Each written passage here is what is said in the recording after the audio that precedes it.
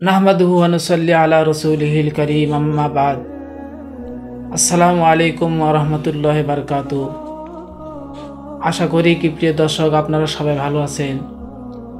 আজকে ভিডিও বানার মূল উদ্দেশ্য হলো 15 শাবান সম্পর্কে কিছু আলোচনা করা। 15 শাবান সম্পর্কে আল্লাহ রাসূল সাল্লাল্লাহু আলাইহি ওয়াসাল্লাম কি বলেছেন, কি কাজগুলো আমাদের করতে হবে, কোন কাজগুলো থেকে বিরত থাকতে হবে, এই সম্পর্কে আমি সংক্ষিপ্ত আলোচনা করতে চাই।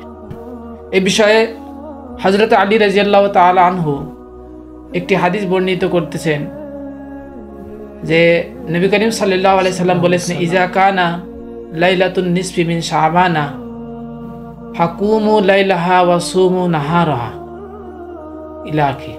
হাদিসটি লম্বা, আমি তার ব্যাখ্যা করতেছি।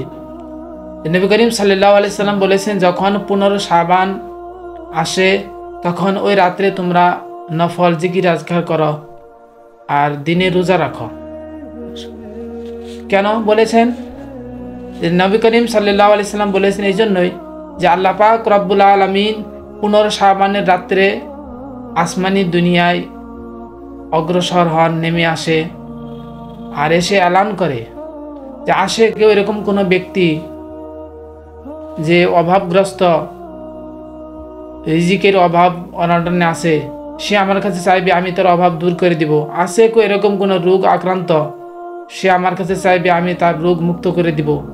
আছে কেউ এরকম গুনাহগার বান্দা যারা গুনাহ করতে করতে পাহাড় সমতুল্য নয়, আল্লাহ তাআলা আরশ মহল্লা পর্যন্ত বানিয়েছেন, সে আমার কাছে চাইবে আমি তার গুনাহ খাতা মাফ করে দিব। তো মোহতারাম দোস্ত, বুজুর্গ আজিজ, এই হাদিসের দ্বারা আমরা বুঝলাম যে আল্লাহ পাক রব্বুল আলামিন এই রাত্রে ইবাদত বন্দেগী বেশি বেশি করলে তার সন্তুষ্ট অর্জন করতে পারবো, তাকে রাজি খুশি করতে পারবো, আমরা নাজাত পাবো। তো এই হাদিস পাকের মধ্যে শেষে একটি বাক্য আল্লাহ নবী সাল্লাল্লাহু আলাইহি সাল্লাম বলেছেন যে আছে কেউ এরকম কোনো বান্দা, সে আমার কাছে চাইবে গুনাহ মাফ করার জন্য দোয়া করবে, আমি তার গুনাহ মাফ করে দিব।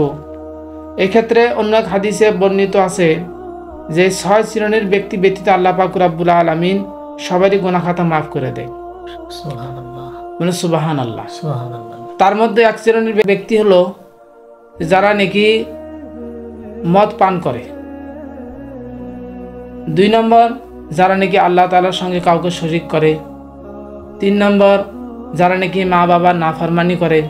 4 নম্বর, যারা নাকি আত্মীয় বিচ্ছিন্ন করে। 5 নম্বর, যারা নাকি মনের ভিতরে হিংসা রাখে। 6 নম্বর, যারা নাকি টাকনুর নিচে কাপড় পরিধান করে। তো এই 6 শ্রেণীর ব্যক্তি যারা নাকি এই কাজের মধ্যে লিপ্ত আছে, তওবা করবে না, আল্লাহ পাক রব্বুল আলামিন তাদেরকে মাফ করবে না। তো আশা রাখি আল্লাহ পাক রব্বুল আলামিন আমাদের সবাইকে হাদিস অনুযায়ী আমল করার জন্য তৌফিক দান করুক। ওয়া আখিরু দাওয়ানা আলহামদুলিল্লাহি রাব্বিল আলামিন।